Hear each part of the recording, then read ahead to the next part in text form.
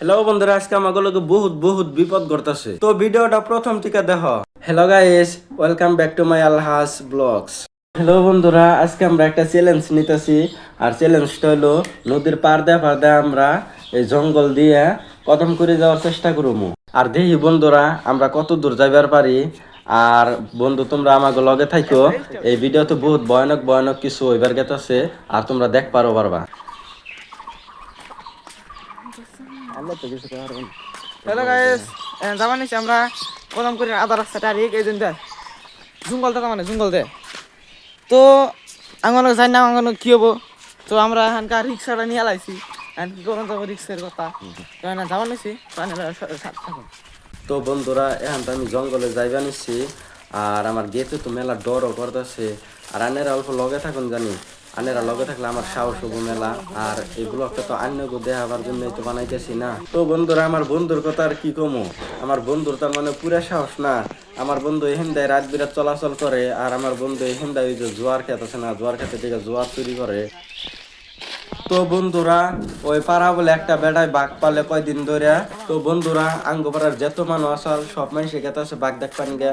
কারণ আঙ্গপাড়ার মানুষ এখন তুলি তো বাঘ দেখে নাই, সবই গেতাছে রাস্তা দিয়ে বাঘ দেখ পানি গে। আর আমরা দুই বন্ধু গেতাছি হইলো জঙ্গল দিয়া।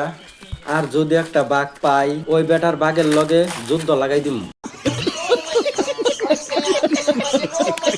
তারপরে বন্ধুরা, আমি আয়া পড়লাম হইলো নদীর পাড়ে।